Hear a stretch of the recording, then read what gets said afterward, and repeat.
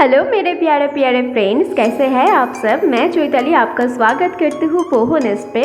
तो कल है जन्माष्टमी और मैंने सोच लिया था कि जन्माष्टमी से पहले मुझे कुछ ना कुछ स्पेशल DIY तो बनाना ही है। तो आज मैं आपसे शेयर करने वाली हूँ दो प्यारे से क्यूट से राधा कृष्ण जी की मूर्तियाँ और उनकी बैठने के लिए एक बेदी जो मैंने बनाया है। और मैं आपको बता दूँ कि ये सारा कुछ ही मैंने तैयार किया है वेस्ट मटेरियल से और जुगाड़ से।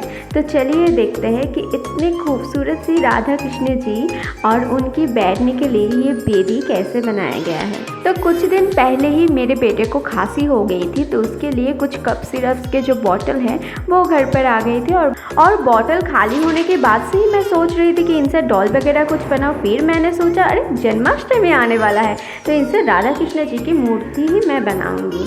तो चलिए पहले मैं होममेड क्ले बनाऊंगी, जिसके लिए मैंने वाल पुट्टी और थोड़ा सा पानी से एक डो जैसा बना लिया है। अभी एक स्लिप बनाऊंगी, जिसके लिए भी मैंने वाल पुट्टी, थोड़ा सा फेविकॉल ग्लू और थोड़ा सा पानी से एक मिक्सचर बना लिया है इस तरह। अभी बॉटल का जो स्टिकर है वो मैंने पानी से उठा लिया है। तो अभी चलिए बनाते हैं मूर्तियाँ। तो पहले मैं सर बनाऊंगी इस तरीके से।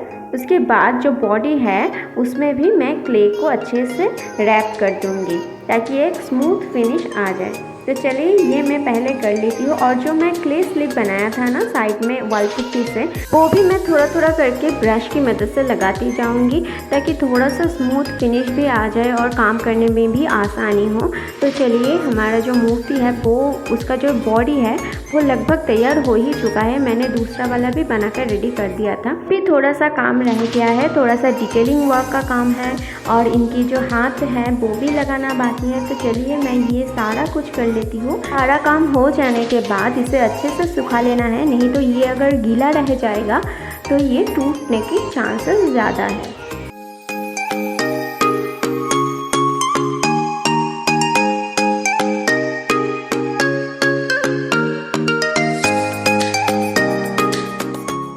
और ये देखिए जो दोनों मूर्तियाँ हैं वो एकदम सूख गई हैं।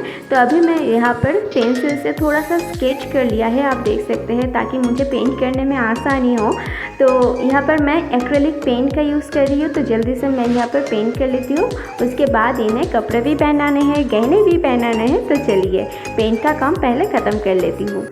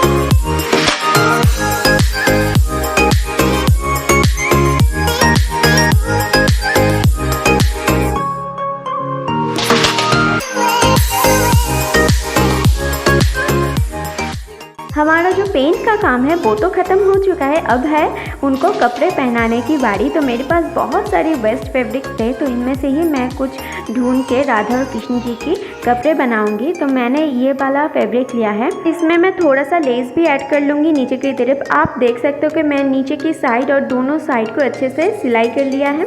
तो आपके पास अगर सिलाई मशीन ना हो तो आप फैब्रिक ग्लू या फिर सुई धागे का भी इस्तेमाल कर सकते हो। तो इस तरह मैं प्लेट भी दे दूँगी, तो वो भी मैंने सिलाई कर लिया है। तो चलिए अभी हॉट ग्लू गन की मदद से राधा जी को मैं उनकी स्कर्ट पहना देती हूँ। तो पहले राधा जी को कपड़े पहना के श्रृंगार कर दूंगी, उसके बाद कान्हा जी को कर दूंगी।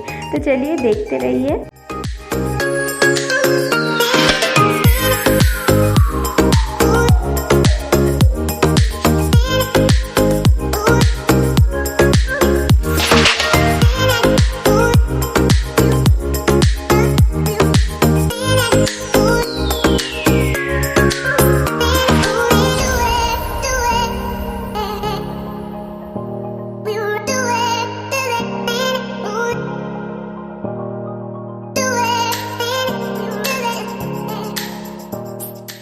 हमारे राधा जी तो सच धज के एकदम तैयार हो चुके हैं। अब है कान्हा जी की बारी। तो कान्हा जी को मुझे धोती पहनाने में बहुत तकलीफ़ हुई, क्योंकि मुझे समझ ही नहीं आ रहा था कि इन्हें धोती कैसे पहनाया जाए। तो मैंने बहुत देर से सोच कर ये वाला ही आइडिया निकाला। तो आपको अगर पसंद हो तो कमेंट में ज़रूर लिखना। ओके।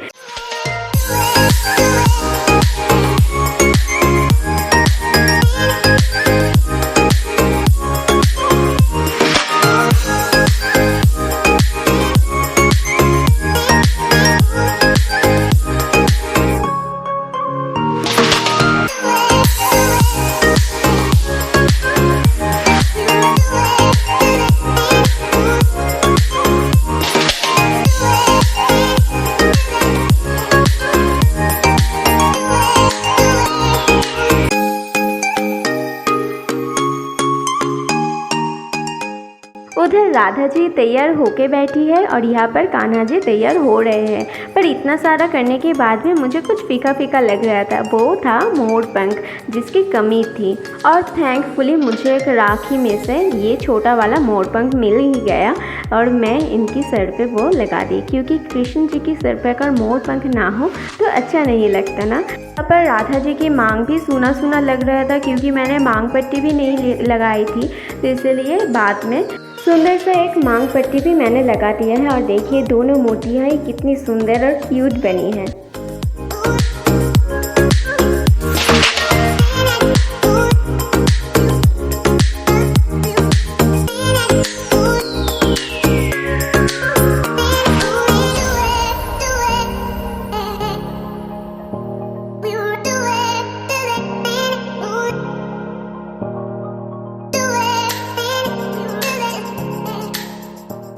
इन दोनों की मूर्तियाँ तो बन गई। अब इन्हें बिठाने के लिए चाहिए एक बेदी। तो उसके लिए मैंने लिया है एक प्लास्टिक कंटेनर और उससे 1 इंच ज़्यादा चौड़ाई वाला एक कार्डबोर्ड पीस मैंने कट कर लिया है। और लिया है मैंने एक एम्ब्रॉयडरी हुक। तो इस एम्ब्रॉयडरी हुक को प्लास्टिक कंटेनर के ऊपर इस तरह बिठा कर मैं मार्क कर लूँगी। और उसके बाद जो कार्डबोर्ड पीस है उसके ऊपर रख के वहाँ पर भी मैं मार्क कर लूँगी। यहाँ पर छोटे छोटे 2 होल्स मैं क्रिएट कर लूँगी, ताकि जो हुक है वो मैं इसके अंदर से डाल सकूँ।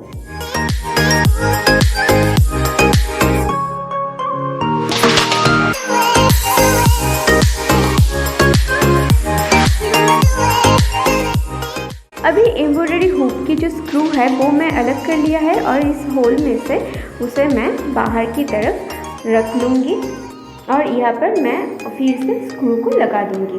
पर ये प्रोसेस जो है वो कुछ देर बाद करनी है हमें, क्योंकि जो कार्डबोर्ड पीस है उसके ऊपर हमें थोड़ा सा डेकोरेट करना है। पहले तो मैं एम्ब्रॉयडरी हुक को बाहर निकाल दूँगी और ये है एक फोम शीट। तो फेविकॉल ग्लू अच्छे से कार्डबोर्ड के ऊपर लगा लेना है।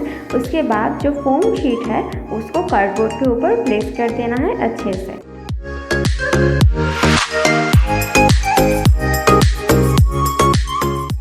अभी जो एक्स्ट्रा फोम शीट बाहर की तरफ आ गया था उसे हमें कट कर लेना है और कार्डबोर्ड में मैंने जो होल्स बनाए थे दोनों तरफ से वही होल्स हमें फोम शीट में भी कर लेना है।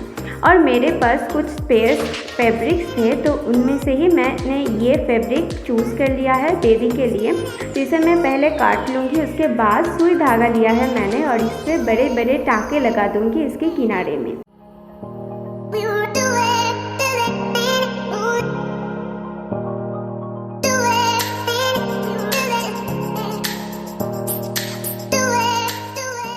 अभी कार्डबोर्ड को इसके बैक साइड में प्लेस करके जो धागा हमने रखा था उसे खींच लेना है। तो इस तरीके से ये मुड़ जाएगा और एक राउंड सा सरफेस बन जाएगा।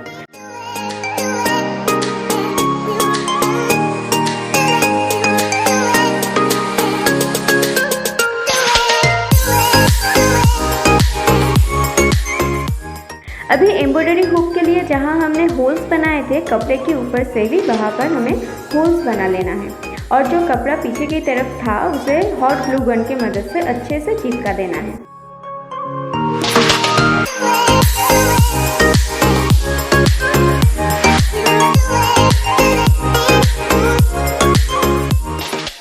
बाद जैसा कि मैंने पहले दिखाया था, एम्ब्रॉयडरी हुक को इस होल्स में से नीचे की तरफ लाना है और इसे अच्छे से सिक्योर कर देना है इसके स्क्रू के साथ।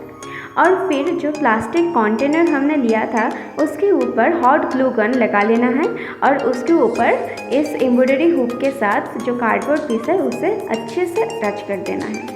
और अभी मैंने कुछ लेस लिया था जो पहले से ही मेरे पास था, तो इस प्रोजेक्ट में कुछ भी मुझे ख़रीदना नहीं पड़ा, ऑलरेडी सब कुछ मेरे पास ही मौजूद था। कुछ वेस्ट मटेरियल है, कुछ स्पेयर्स आइटम्स हैं, तो इन सब को ही मैं काम पर लगा दूँगी। तो इस तरह जो एम्ब्रॉयडरी हुक है वो इस लेस से मैं अच्छे से कवर कर लूँगी।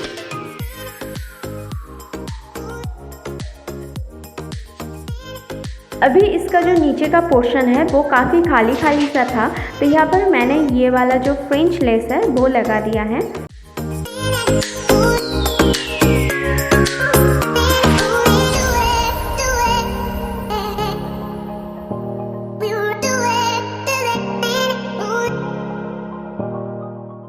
यहाँ पर मैंने लिया है एक रेड कलर का नेट फैब्रिक, जिसके साथ मैं इसके पीछे का जो बैकग्राउंड है वो सेट करने वाली हूँ। तो फिर से मैंने ले लिया है यहाँ पर सुई धागा और ऊपर की तरफ मैं बड़े बड़े टाँके लगाते हुए जाऊँगी और धागे को अच्छे से खींचकर बांध दूँगी ताकि ऊपर एक फ्लावर की तरह हो जाए। और उसके बाद उसी सुई धागे से नीचे की तरफ भी मैं थोड़ा थोड़ा करके टाँके लगाते जाऊँगी। तो ये बैक साइड में पड़ेगा। तो चलिए देखते हैं कैसे मैं ये वाला बैकग्राउंड सेट कर लेती हूँ। अभी जो ऊपर का जो हमने फ्लावर जैसा बना लिया था ना, उसे हॉट ग्लू गन की मदद से एकदम बीचों बीच एम्ब्रॉयडरी हुक के मैं लगा लूँगी। और उसके बाद मैंने जो जो किया, काफ़ी चीज़ें मैं एक्सप्लेन नहीं कर पाऊँगी, तो आप देखकर ही समझ लेना कि मैंने क्या किया है। यहाँ पर आखिर में देखने में बहुत ही खूबसूरत आया था ये।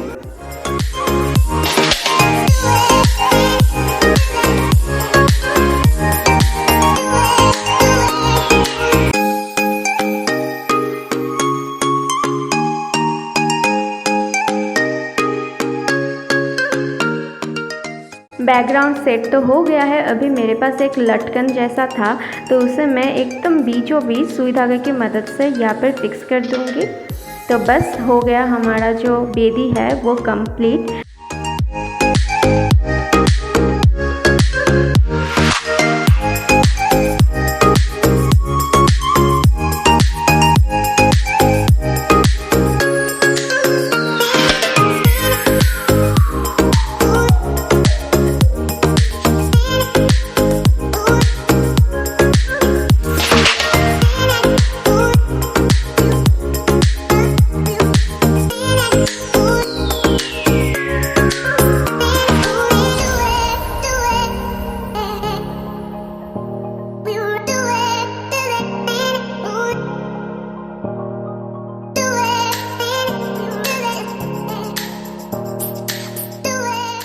तो आप सबने अलग अलग से बेदी भी देख लिया और अलग से राधा कृष्ण जी को भी देख लिया। तो चलिए अब इनको एक साथ देखते हैं कि ये अपनी बेदी में कैसे लग रहे हैं। अरे ये तो बहुत ही खूबसूरत और प्यारे लग रहे हैं। मैंने इतना ज़्यादा तो सोचा भी नहीं था कि ये इतने क्यूट भी लग सकते हैं, पर आखिर में ओवरऑल ये जो DIY मैंने किया है मुझे तो बहुत ही पसंद आया है। तो मैं आशा करती हूँ आज की जो DIY है आपको भी पसंद आई होगी। तो वीडियो को लाइक करना ना भूलें और मैं आज चलती हूँ, मिलती हूँ आपसे अगले एक नई DIY वीडियो के साथ। और मेरे सारे फ्रेंड्स को मैं कहती हूँ हैप्पी जन्माष्टमी। अपने परिवार जन के साथ अच्छे से रहे, बहुत सारे मस्ती करें और सुरक्षित रहे।